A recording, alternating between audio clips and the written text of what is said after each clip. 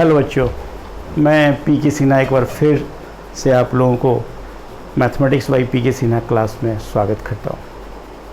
बच्चों, पिछली 2 वीडियोस में मैंने कोऑर्डिनेट ज्योमेट्री के सेक्शन फार्मूला पे रिलेटेड कुछ शॉर्टकट ट्रिक्स बताए थे और पिछले वीडियो में हमने ये कहा था कि नेक्स्ट वीडियो मेरा जो आएगा वह सीक्वेंस सीरीज़, जिसमें अर्थमेटिक प्रोग्रेशन, ज्योमेट्रिक प्रोग्रेशन और हार्मोनिक प्रोग्रेशन के बारे में पढ़ना है, उसके कुछ प्रॉब्लम्स के शॉर्टकट टेक्निक के बारे में मैं डिस्कस करूँगा।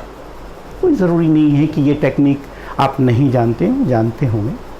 बहुत सारे ऐसे बच्चे हैं जो शायद नहीं जानते हो।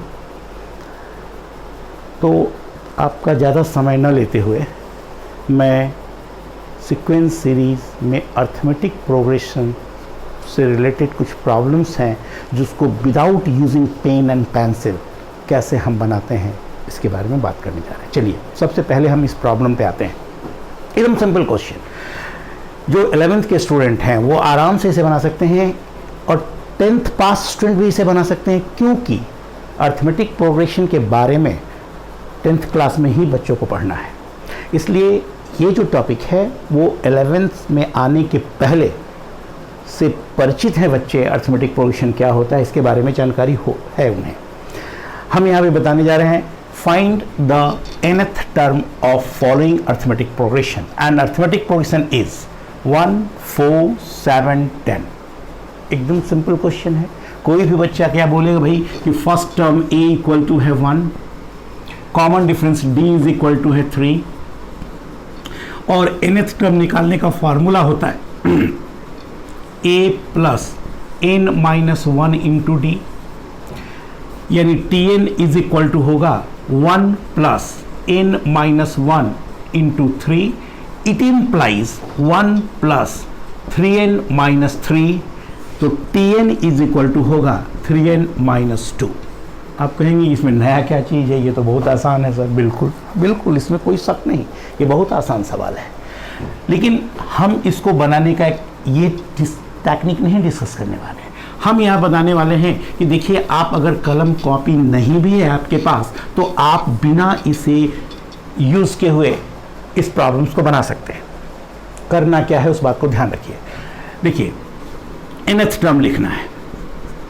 सबसे पहले तो हम ये देखें कि इस अर्थमेटिक प्रोग्रेशन का कॉमन डिफरेंस क्या है। इस अर्थमेटिक प्रोग्रेशन का कॉमन डिफरेंस है 3। तो फर्स्ट ऑफ ऑल हम यहाँ पे 3n लिख देंगे। हो गया। अब यहाँ पर पहला टर्म क्या है 1। 3 को 1 बनाने के लिए कुछ ऐड या सब्ट्रैक्ट करना होगा। तो हम कितना सब्ट्रैक्ट करें कि 3 जो है वो 1 बन जाए, यानी कॉमन डिफरेंस फर्स्ट टर्म बन जाए। इसके लिए हमें क्या ऐड या सब्ट्रैक्ट करना होगा। तो हम अगर 3 में यानी कॉमन डिफरेंस में 2 सब्ट्रैक्ट करेंगे तो फर्स्ट टर्म बन जाएगा और वही 2 यहां लिख दीजिए। This is an term, simple, कोई दिक्कत नहीं हुआ इसमें। दूसरा, लेट अस सपोज, आप दूसरे एग्जांपल पे आ जाते हैं हम लोग। मान लीजिए है 2, 6, 10, 14। देखिए 2, 4 इसमें ऐड करेंगे, 6, 4 इसमें ऐड करेंगे, 10, 10, 4 ऐड करने के बाद 14, ये पी है। हमें इसका nth टर्म निकालना है। क्या करना है tn। फर्स्ट टर्म 2 है, कॉमन डिफरेंस कितना है 4। क्या करना है common difference into n।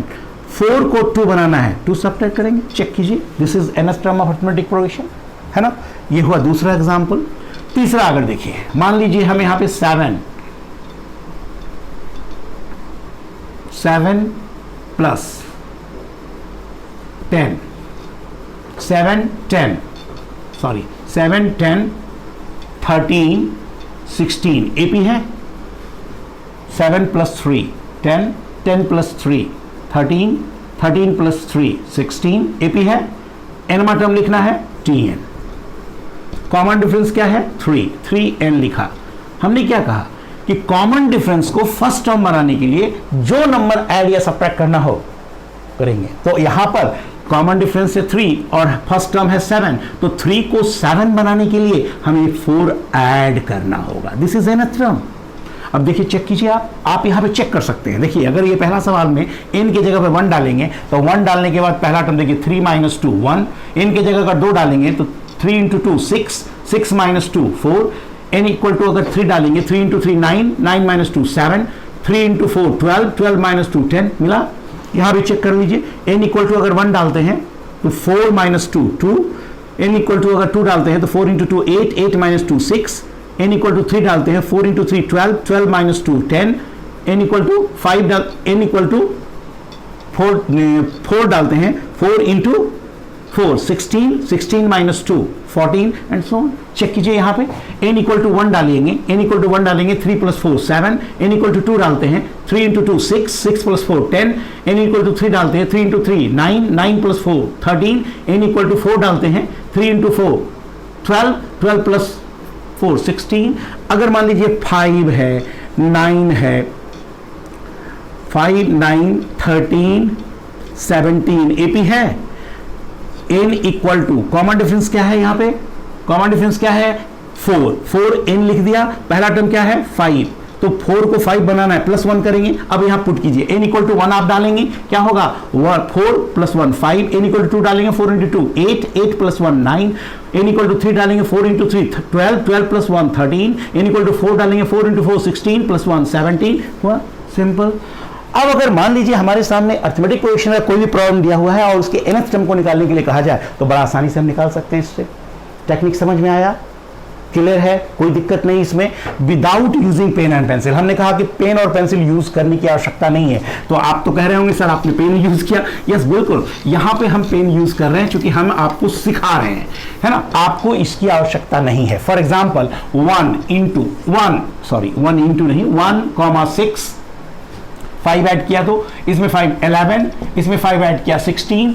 Arithmetic progression है, अरिथमेटिक प्रोग्रेशन है, इसका nth टर्म लिखना है, कॉमन डिफरेंस कितना है 5n और 5 को 1 बनाना है 4 कर देंगे 5n - 4, this is nth term of arithmetic progression 5n - 4। हमने कहा 5n - 4। अब आप चेक कीजिए n का वैल्यू अगर 1 डालेंगे तो 5 - 4 1 आएगा, n का वैल्यू 2 डालेंगे 5 × 2 10, 10 - 4 6, n का वैल्यू 3 डालेंगे 5 × 3 15 - 4 11 आ गया, दिक्कत नहीं है इसमें। चलिए इस सवाल को तो आपने सीख लिया बिल्कुल। अब हम नेक्स्ट क्वेश्चन की बात करते हैं, नेक्स्ट टाइप के क्वेश्चंस की बात करते हैं।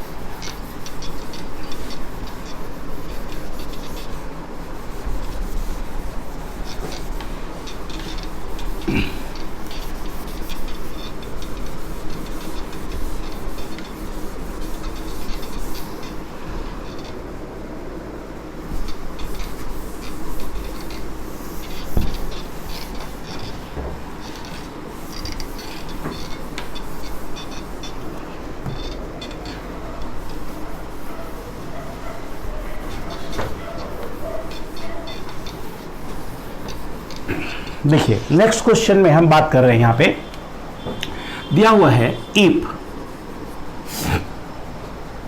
nth term of a sequence is 4n - 1, if nth term of a sequence is 4n - 1, question है are the terms of the sequence in AP, क्या सीक्वेंस के टर्म अरिथमेटिक प्रोग्रेशन में है? इसका आंसर आप कहेंगे yes, without using pen and pencil yes, with common difference, with common difference is equal to 4। आप कहेंगे कैसे बना दिया इसे आप? देखिए किसी भी सीक्वेंस का nth टर्म अगर n का लीनियर एक्सप्रेशन हो तो सीक्वेंस के टर्म AP में होंगे और उसका कॉमन डिफरेंस n का कोफिशिएंट होगा। यहां पर हमने देखा कि Tn जो है वो कितना दिया हुआ है 4n - 1, यानी ये n का लीनियर एक्सप्रेशन है, निश्चित रूप से अरिथमेटिक प्रोग्रेशन में इसके टर्म होंगे और कॉमन डिफरेंस क्या होगा तो n का कोफिशिएंट क्या है 4। तो इसका मतलब निश्चित रूप से इस अर्थमेटिक प्रोग्रेशन का जो कॉमन डिफरेंस होगा वो 4 हो जाएगा। बात समझ में आ रहा है? चेक करते हैं। देखिए अगर 1 डालेंगे आप तो n का वैल्यू 1 डालेंगे तो ये होगा 4 माइनस 1 इक्वल टू 3। अगर n का वैल्यू 2 डालेंगे तो t2 4 इंटू 2 कितना होगा 8 माइनस 1 क्या होगा 7। n का वैल्यू 3 डालेंगे तो क्या होगा 4 इंटू 3 12 माइनस 1 11। अब आप चेक करो बाबू यहां 7 3 7 11 क्या एपी है? क्योंकि किसी भी सीक्वेंस को नेचर को बताने के लिए मिनिमम 3 टर्म की आवश्यकता होती है, इसलिए हम कम से कम 3 टर्म निकालें। अब देखिए 3 प्लस 4 7 7 प्लस 4 11 एपी है और कॉमन डिफरेंस 4 है। तो विदाउट यूजिंग पेन और पेंसिल हम ये कह सकते हैं कि if nth term of a sequence is a linear expression in n then terms of the sequence must be in arithmetic progression. यानी अर्थमेटिक प्रोग्रेशन में वो निश्चित रूप से होगा अगर nवां टर्म किसी सीक्वेंस का n का लीनियर एक्सप्रेशन है। आप इसे चाहें तो लिख भी सकते हैं कि if nth term of a sequence is a linear expression in n, then terms of the sequence must be in arithmetic progression whose common difference will be equal to the numerical coefficient of n, है ना? Shortcut.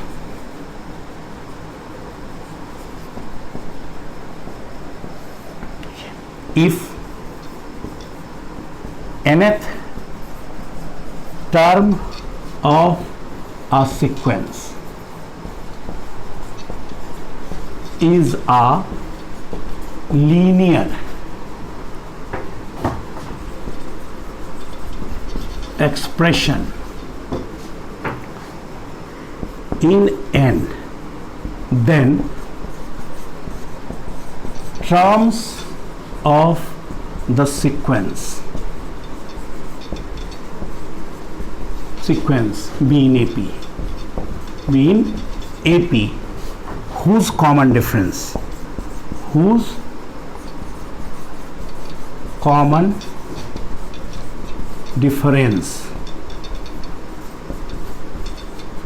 will be coefficient of n। ये है shortcut technique.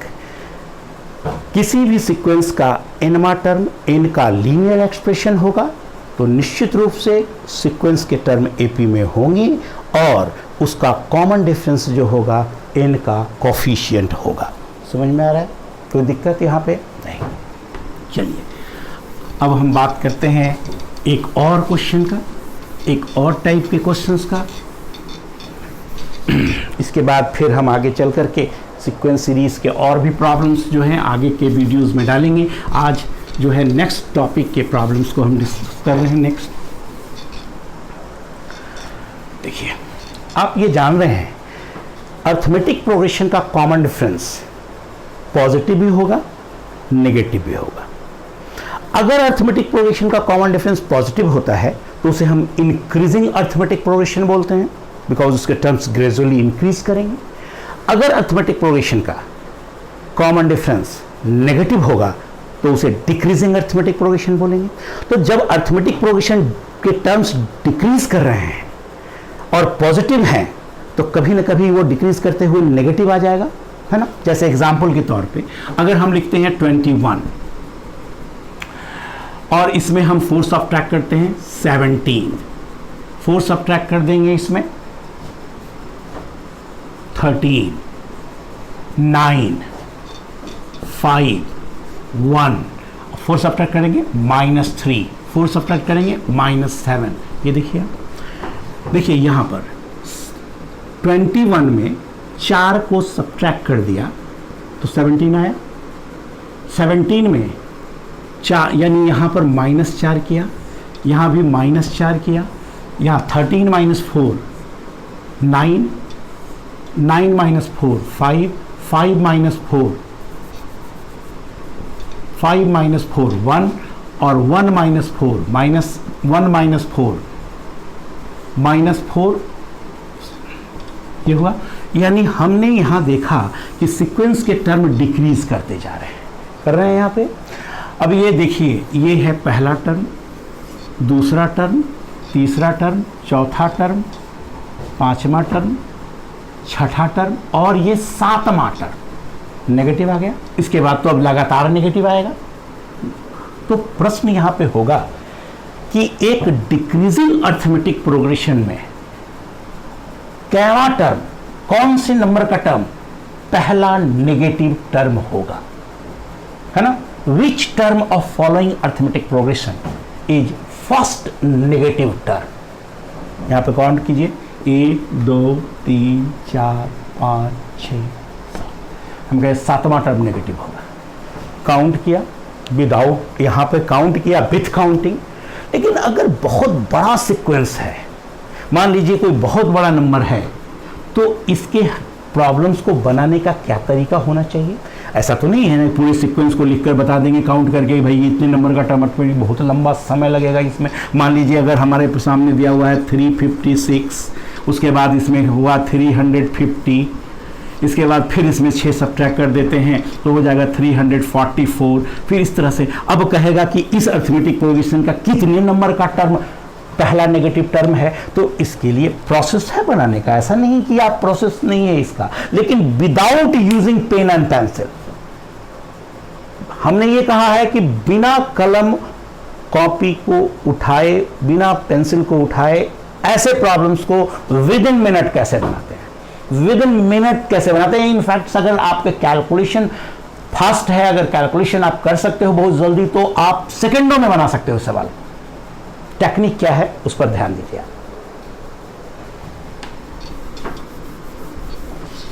पहले तो हम यहां पे ऐसे प्रॉब्लम्स को पूरा जो प्रोसेस है उसके आधार पे कैसे बनाया जाता है उसकी हम बात कर लें। उसके बाद हम इस प्रॉब्लम्स को बनाने का जो टेक्निक है वो बताएंगे, क्योंकि जब तक आपको ये पता नहीं होगा कि इसको डिटेल बनाने में कितना समय लगता है, और तब तक शॉर्टकट ट्रिक्स का महत्व समझ में नहीं आएगा, है ना।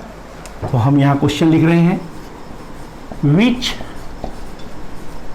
Term of following arithmetic progression is first negative term. 21, 17, 13 हम मान लेंगे let Tn less than 0, negative है, less than 0। It implies 21 plus n minus 1, nth term होगा n minus 1 minus 4 less than 0। अब देखिए 21 minus 4n plus 4 less than 0, तो क्या लिखेंगे यहाँ पे 21 plus 4, 25 minus 4n less than 0। It implies 25 less than 4n, it implies 4n greater than 25, यानी n greater than 25 by 4। तो क्या निकालेंगे आप, it implies n greater than 25 by 4। 25 by 4 को हम 25 बाई 4 को अगर हम डिवाइड करें तो ये हो जाएगा कितना, देखिए n ग्रेटर देन 25 को 4 से सब्ट्रैक्ट करते हैं, 4 से सॉरी डिवाइड करते हैं, पॉइंट दिया, कितना हो गया 6.25, है ना। n ग्रेटर देन 6.25, हम जान रहे हैं कि n जो है वो इंटीजर है, हम ये लिखेंगे सिंस n इज पॉजिटिव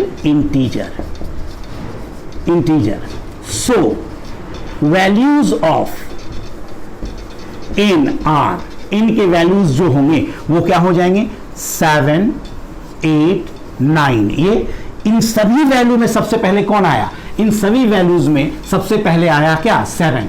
हम यहां पे ये कह सकते हैं among all values of n 7 is least, so 7th term is first negative term। निकल गया।